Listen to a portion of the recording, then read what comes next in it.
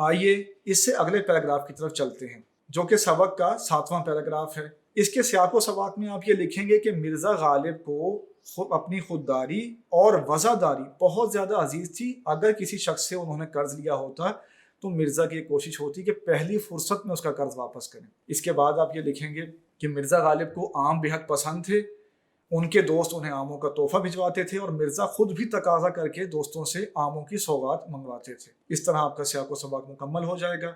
آئیے اب نثر پارے کی تشریح کی طرف چلتے ہیں۔ مولانا الطاف حسن حالی نے اس پیراگراف میں مرزا غالب کی ایک بہت اہم خصوصیت کا ذکر کیا ہے، اور وہ خصوصیت تھی مرزا غالب کی عاجزی اور انکساری، یعنی ان کا ڈاؤن ٹو ارتھ ہونا، ان کا پیار سے اور جھک کے دوستوں سے ملنا۔ اب اس میں یہ بات غور کے لائق ہے کہ جن لوگوں میں کوئی خوبی ہوتی ہے وہ عام طور پہ پراؤڈ ہو جاتے ہیں، اور مرزا غالب ایسی شخصیت جو کہ خوبیوں کا مرکہ تھی، یعنی ان میں خوبیاں ہی خوبیاں تھیں، تو غالب کا پراؤڈ ہو جانا ایک فطری سی بات لگتی ہے۔ لیکن اس کے برعکس الطاف حسین حالی نے لکھا ہے کہ مرزا غالب اپنی تمام خوبیوں کے باوجود دوستوں سے بہت جھک کے ملتے تھے، اور اس حوالے سے ایک دلچسپ واقعے کا ذکر کیا ہے۔ اس واقعے میں یہ بتایا گیا ہے کہ مرزا غالب کے ایک امیر دوست جن کا نام دیوان فضل اللہ تھا، وہ چرٹ میں سوار ہو کر مرزا غالب کی گلی سے گزرے۔ اب یہ چرٹ بڑا عجیب و غریب سا لفظ لگتا ہے، آپ سوچیں گے کہ یہ کیا لفظ ہے۔ چرٹ 4 پہیوں والی رتھ کو کہتے ہیں، اور یہ انگریزی کے لفظ چیریٹ سے آیا ہے۔ آپ اسے گوگل پہ بھی سرچ کر سکتے ہیں، اور ہم اسکرین پر بھی اس کو دکھا رہے ہیں۔ تو مرزا غالب کے دوست چرٹ میں سوار ہو کر ان کی گلی سے گزرے، لیکن مرزا کے گھر نہیں رکے، شاید وہ مصروف ہوں گے۔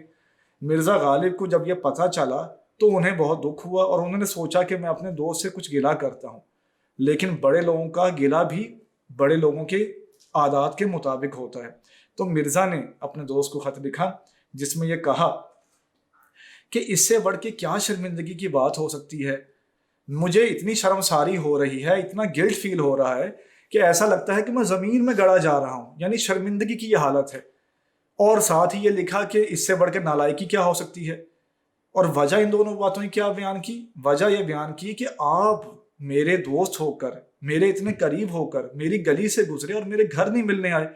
تو مرزا نے اپنے دوست کے ملاقات نہ کرنے کو ان کا عذر نہیں بتایا، ان کا قصور نہیں بتایا، ان پہ کوئی الزام نہیں لگایا، بلکہ اپنے آپ پہ یہ کہا کہ شاید میں اس لائق ہی نہیں ہوں اور مجھے بڑی شرمساری ہو رہی ہے اس بات پہ۔ تو دیکھیں بڑے لوگ کیسے گلہ کرتے تھے۔ تو مرزا غالب نے یہ سب باتیں انہیں خط میں لکھ کے بھیج دیں۔ جب ان کے دوست کو ان کا خط ملا تو اتنی شائستگی سے، اتنے اچھے طریقے سے جب مرزا نے اپنے دل کی بات ان تک پہنچائی تو ان کے دوست بے قرار ہو گئے، اور فوراً اپنی اسی چرٹ میں سوار ہو کر مرزا غالب سے ملنے پہنچ گئے۔